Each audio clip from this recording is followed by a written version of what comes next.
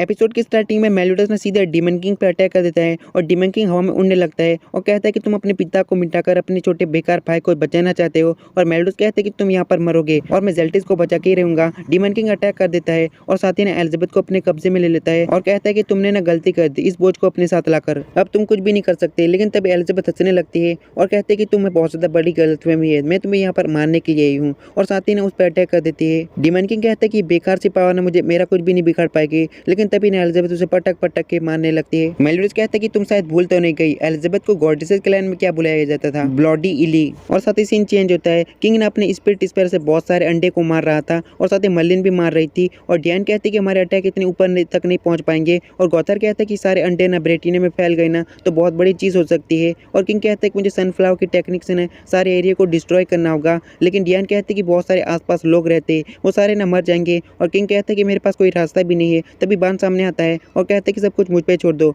और मर्लिन उसे उसका सिगरेट ट्रेजर देती है। बान कहते हैं कि पूरे समय तुम्हारे पास था। और मर्लिन कहते हैं कि बान का सिगरेट ट्रेजर ना बान के मैजिकल अटैक को ना पूरे मैक्सिमम लेवल तक बढ़ा सकता है। और बान अटैक करने लगता है, सारे अंडे फूटने लगते हैं और मरने लगते हैं और तबाह होने लगते हैं। बहुत सारे अंडे तो नीचे गिर जाते हैं और बहुत समय बाद ना बहुत सारे अंडे को बान मार देता है। और डियान कहते हैं कि तुमने सबको खत्म कर दिया। लेकिन बान कहता है कि एक अंडा ना लियोनेस किंगडम की तरफ गया है। किंग कहता है कि हमें उसका कुछ करना होगा और वो बड़ा सा इंडोरा अटैक कर देता है। लेकिन डियान भी उस पर अटैक कर देती है और गॉथर अपने सिगरेट ट्रेजर से अटैक करता है और किंग भी उस पर ना स्पिरिट स्पेयर से उस पर पूरा गिरा देता है और बान भी उस पर अटैक कर देता है। इतने अटैक के बाद ना फाइनली शायद वो इंडोरा खत्म हो गया होगा। और साथ ही सीन चेंज होता है। वो छोटा सा इंडोरा लियोनेस किंगडम के सामने पहुंच जाता है और हाउसर कहता है कि सब कुछ हम पर छोड़ दो, इसे हम खत्म कर देंगे। गिल थंडर कहता है कि बाकी डीमंस की तरह नहीं लगता। हाउसर कहता है कि हमें इसे खत्म कर देना चाहिए। पहले ना ग्रीमर उसे शील्ड में बंद कर लेता है और हाउसर उस पर ना टोर्नेडो से अटैक करता है। उस टोर्नेडो में गिल थंडर अपनी इलेक्ट्रिक पावर को ना शामिल कर देता है जिससे बहुत ज्यादा खतरनाक टोर्नेडो बनता है, इलेक्ट्रिक टोर्नेडो। लेकिन इतने अटैक के बाद भी ना उसे कुछ भी नहीं होता। वो क्रीचर ना छोटा सा अटैक करता है जिससे ना वो तीनों ना पीछे गिर जाते हैं। और गिल थंडर कहते हैं कि तो बहुत ज्यादा ताकतवर है। हाउसर कहते हैं कैसे तो हम मारे जाएंगे। ग्रीमर कहते हैं कि यहाँ पर 7 डेडली सिंस होते ना तो उसे एक ही बारी में खत्म कर दे। और गिल थंडर कहता है कि हम ना हमेशा 7 डेडली सिंस पे भरोसे नहीं रह सकते। और वो छोटा सा क्रीचर ना दोबारा से अटैक कर देता है। लेकिन तभी ना सामने एस्कनोर आ जाता है और गिल थंडर कहता है कि तुम यहाँ पर क्या कर रहे हो। एस्कनोर कहते हैं कि मैं तुम्हें बचाने के लिए आया हूँ। एस्कनोर कहते हैं कि तुम सनशाइन के मैजिकल पावर को खो चुके हो, जिस तरह तुम इस हाल में हो ना तुम उस क्रिएचर को कभी हरा नहीं सकते। और एस्कनोर कहते हैं कि मैं डर के पीछे छुपने वाला बंदा बिल्कुल भी नहीं हूँ। एस्कनोर की बॉडी में चोट लगी होती है। एस्कनोर की शील्ड ने पूरी तरह से टूट गई थी। एस्कनोर की बॉडी में से ना ब्लड निकल रहा था। एस्कनोर कहता है कि मेरे पास ज्यादा टाइम नहीं है पर तुम्हारे पास बहुत टाइम है, तुम्हारे पास फ्यूचर ना अभी बाकी है। और मैं 7 डेडली सिंस का लायन सिन एस्कनोर हूँ और मेरा काम है तुम लोगों को बचाना। और साथ ही ना अपने छोटे से चाकू से अटैक करने के लिए आगे बढ़ता है। लेकिन वो क्रिएचर ना एस्कनोर पे अटैक कर देता है। एस्कनोर बहुत ज्यादा घायल हो जाता है। गिल थंडर उस क्रिएचर पे अटैक करता है लेकिन उस क्रिएचर में ना कुछ भी फर्क नहीं पड़ रहा था और वो क्रिएचर ना गिल थंडर को भी घायल कर देता है। वो क्रिएचर ना दोबारा से एस्कनोर पे अटैक कर देता है। एस्कनोर की शील्ड में ना छेद हो जाता है और साथ ही ना एस्कनोर में भी छेद हो जाता है। हाउसर कहते हैं कि वो बंदा इतने सारे जख्मों के साथ अभी भी खड़ा है।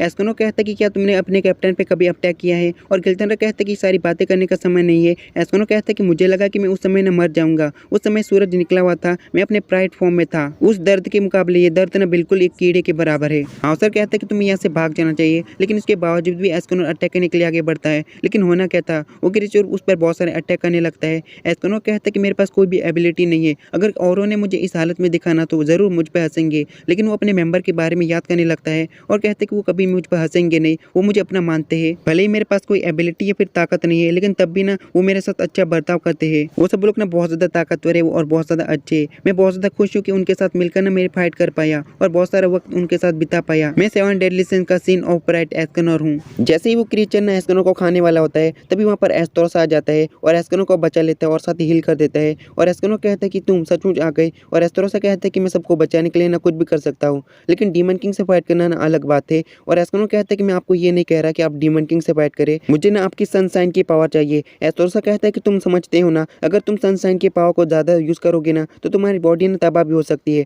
तुम ना सनशाइन के बोझ को उठा नहीं पाओगे। एस्तोरस कहता है कि तुम ना सनशाइन की पावर को सिर्फ एक बार यूज कर पाओगे, उसके बाद ना तुम बेशक मर जाओगे। तुम अपनी जिंदगी को फेंक रहे हो, तुम अपनी जिंदगी को बर्बाद कर रहे हो। और गिल थंडर कहता है कि तुम ऐसा नहीं करना चाहिए। एस्कनोर कहता है कि मैं अपनी जिंदगी को बर्बाद नहीं कर रहा, मैं अपनी जिंदगी को ना अपने दोस्तों के खातिर दाव पर लगा रहा हूँ, मैं अपने दोस्तों की मदद करना चाहता हूँ। एस्तोरस भी उसकी बात मान जाता है और कहता है कि दोपहर होने वाली है और साथ ही उसे सनशाइन की पावर देता है और सीन चेंज होता है।